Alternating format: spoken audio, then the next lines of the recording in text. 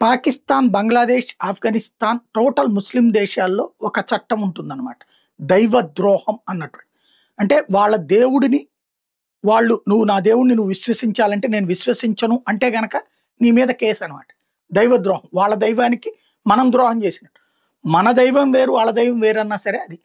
అట్లాంటి సాకులు చెప్పినే హిందువులని కేసులు పెట్టి ఏడిపించడం, అరెస్టులు చేయడం, జైళ్ళలో పెట్టడం, లేకపోతే నరికి చంపడాలు, తలలు పగల కొట్టడాలు ఇవన్నీ జరిగేది ఆ కేసులు.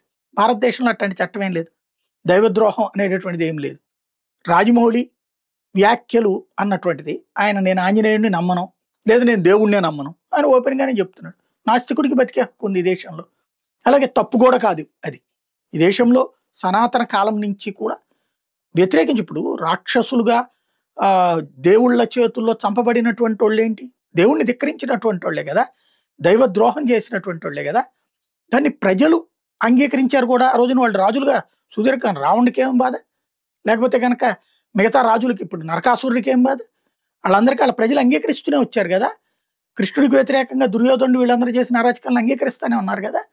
ఆ తర్వాతను కదా యుద్ధంలో మొత్తం అయిన తర్వాత కదా జరిగింది.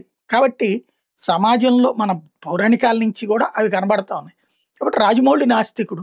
కాకపోతే దైవత్వం లేకపోతే హిందుత్వంలో ఉన్నటువంటి ప్రజల సెంటిమెంట్ని వాడుకుంటాడు, సినిమాలు తీస్తారు. సినిమాలు జనం చూడడం ఆపరు. కాబట్టి ఆయన మీద కేసు పెట్టారు, లేకపోతే 2 రాష్ట్రాల్లో విశ్వ హిందూ పరిషత్తులు ఖండించినాయి, లేకపోతే రాజాసింగ్ మాట్లాడారు, తీవ్ర పరిణామాలు ఎదురవుతాయి, ఏమీ కాదు. కూల్.